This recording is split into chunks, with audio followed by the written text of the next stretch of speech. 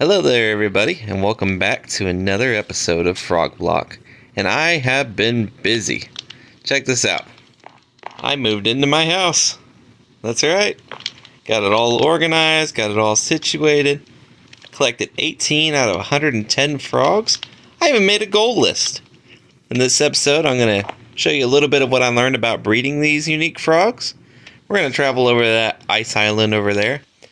And hopefully get situated with a particular island module. I'll explain what that means here in a later bit of this episode here. But looky here. I have frogs. Boy, do I have frogs. I have so many frogs. It's crazy. I got diorite frogs, concrete frogs, oak frogs, mossy frogs, coarse dirt frogs, and the list goes on. In terms of like the frogs that I have been breeding, I have almost all of these, except for like the zombie frog, snow tadpole, we don't have that, birch frog, hay, granite, TNT. So we're just missing a handful of these.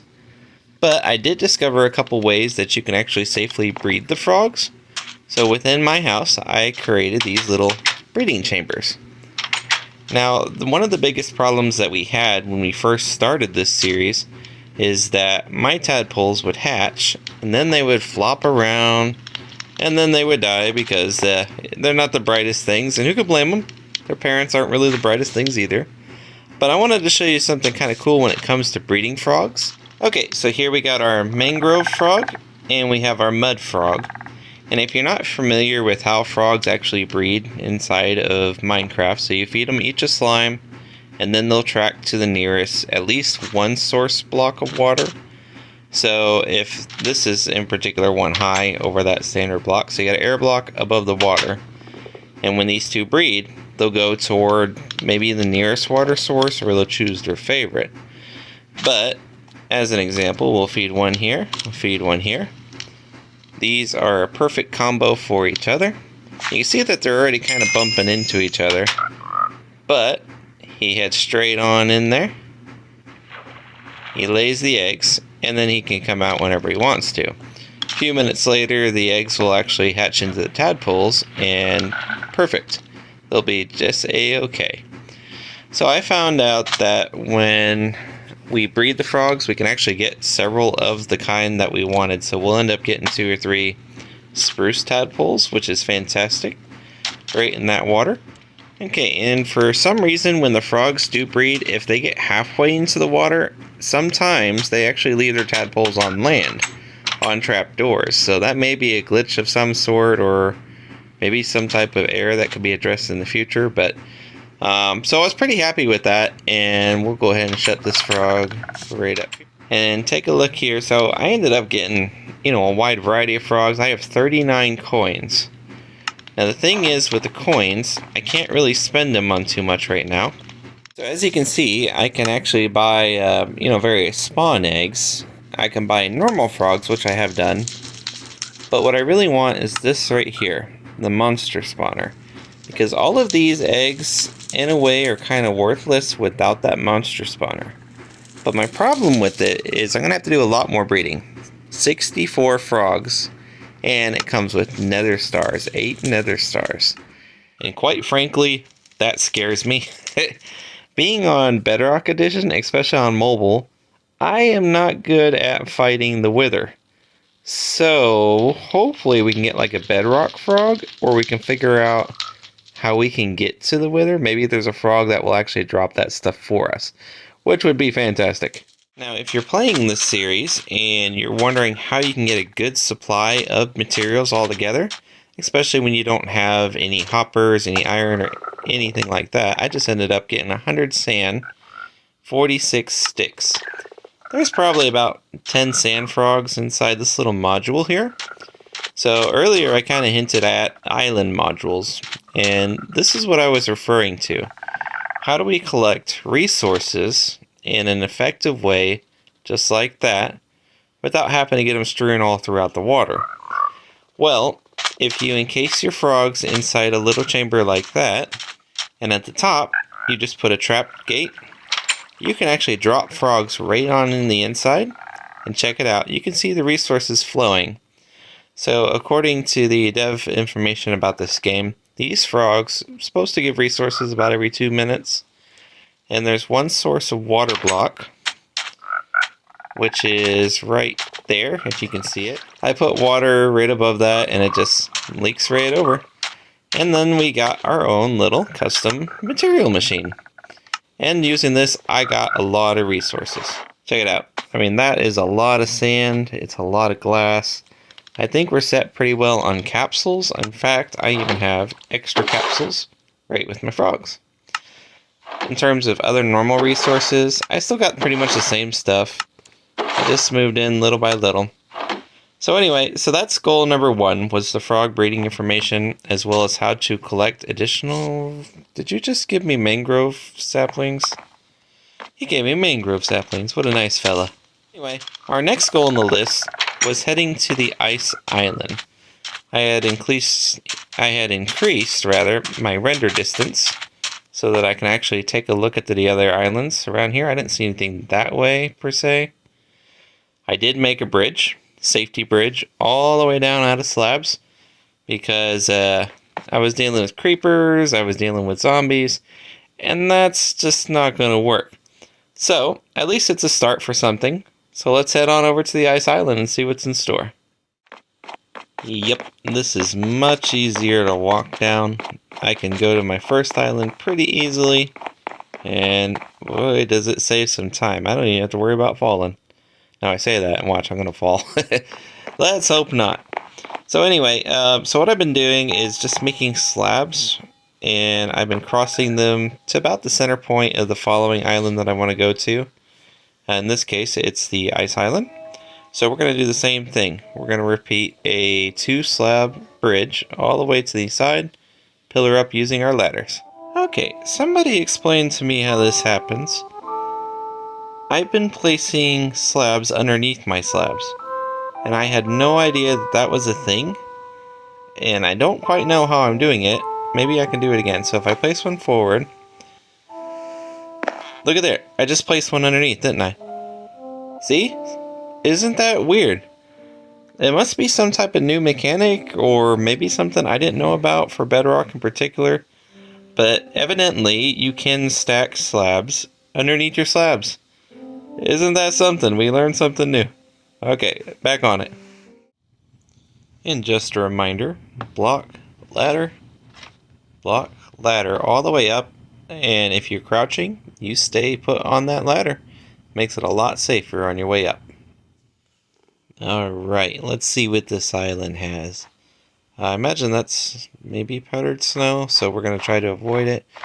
Ooh, white frog. Hi, snow frog. Oh yeah, we got a new combination guide. That is going to help so much. Oh, you blend in really good. We'll just take a few of these bad boys. What is this? Hello? Is somebody living here? Wait. Mr. Villager, sir? Are you the famed frog capturer I've been hearing about? What do you have to offer, sir? Anything good? I can't tell. Can I have your book? Day 100. Alright, I can't believe it. I've survived for 100 days with unique frogs. Today had to be the luckiest day yet, as I got myself a rare bookshelf frog. That's interesting. But the way I got it wasn't the kindest, to be probably honest. Let's just say my frog decided it was hungry and ate my villager friend right up. Oh. That's actually kind of disturbing. I was so mad, but then I discovered that my frog changed before my eyes.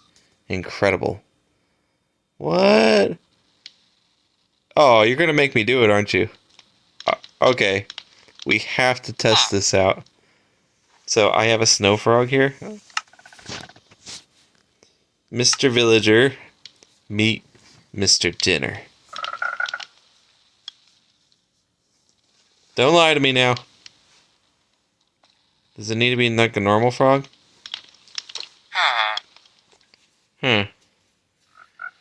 Well, I guess we'll just have to see if anything happens with this guy. Did you really eat the... Do normal frogs really eat librarian villagers? Huh. A bucket of powdered snow tadpoles. So technically we got 3 frogs here. That was pretty cool. I don't think there's anything else really on this island. But that is interesting about eating villagers. Yeah, I don't think there's anything else. So, I'll tell you what I'm going to do. I'm going to go get a normal frog, and we're going to come back and test this theory. Okay, I'm back, and I have a normal frog. Hi, normal frog. Oh my goodness. Oh my. You just ate that villager.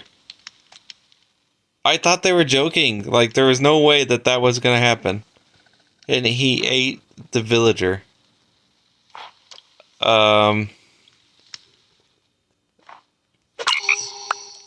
What in the world? Bookshelf frog.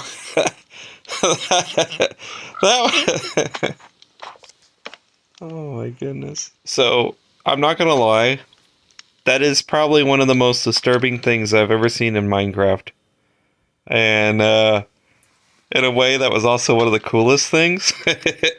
So, if you saw that, please let me know in the comments, because that was really funny.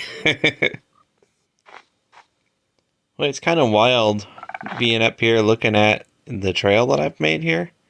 As you can see, I've visited quite a bit of island here.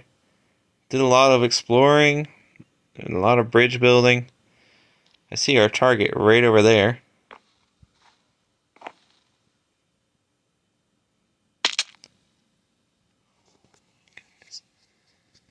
Yep, that happened.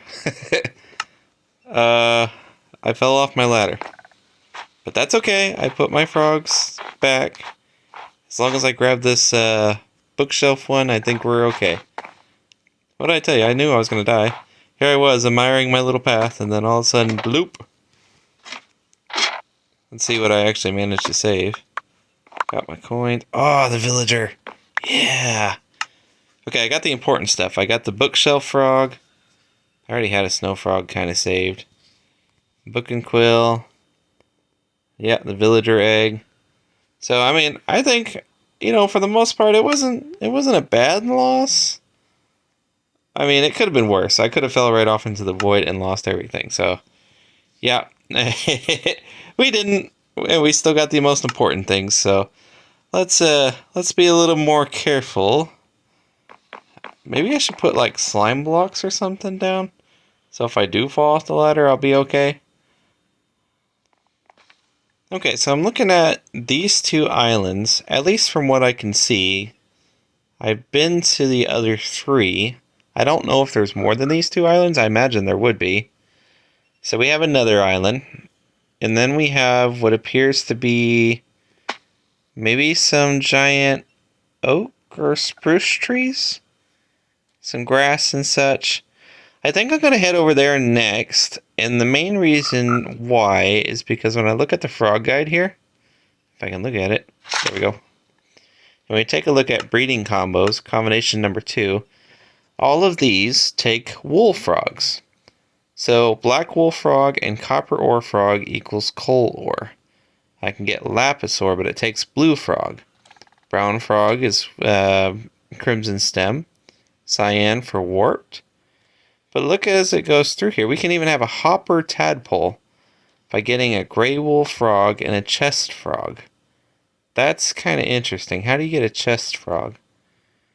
Green wool frog and honey equals a slime tadpole. That's kind of interesting. We can get an ice tadpole. We can get a target tadpole. That's kind of cool. Emerald ore. So, I mean, I'm going to need some wool frogs. And this is really interesting. How cool is the hopper frog? It actually picks up your items and stores them. So I definitely am interested in that. And you can get a redstone one by breeding some red wool. But I imagine that the wool frogs are probably going to be over there. So that's going to be the subject of our next episode. Maybe into that. But let's go put our stuff safely away and talk about what we're going to do next. So the last thing on our goal list was island modules. I call this thing a little glass module. We can get sand from it. We can get all sorts of neat resources. So you can see I just got a whole bunch there just in the few minutes that I've been playing, just kind of traveling around the different islands. What I really need is something more than these islands. I need space to hop around and to grow. This island, that one, that one, that one, even the main one. That's only 5 islands so far, and honestly, I could renovate them.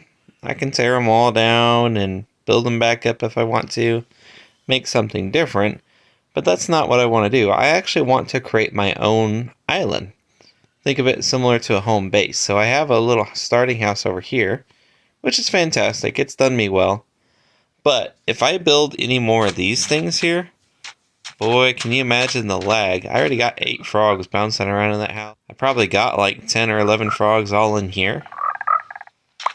And let's face it, the more frogs that we have, great, but not all together. That is a lag bomb and a half. So that's what we need the new islands for. So I do want to explore here, but I want to be able to create something new. So what I'm thinking is I will create some more modules. I'm going to switch out all the little sand guys, and I'm going to get some cobblestone going on, maybe some grass, some gravel, and we're going to take a shot at potentially building another base island that we can store more frogs on. I think if I can keep them, separated a chunk or two, I can have more resources and I can increase the network and actually make this a lot prettier. Because right now, let's be honest, it's not pretty. One match, one bucket of lava, it's all gone. It's convenient for getting around, except for when you fall to your death on that ladder. But we're going to do something a little bit different. So, between episodes, I'm going to do some resource grabbing, come back, we'll explore the next island, and we'll have a few island modules set up, at least getting the resources wise, and then we'll build our own island. So I really hope that you enjoyed the episode, my little embarrassing death, and the incredible feat of the frog eating the villager. That was insane, wasn't it? You know what? I'm happy we saw it, though. That made my day. Well, until next time, guys, have a hopping day, and we'll catch you next time. Bye-bye.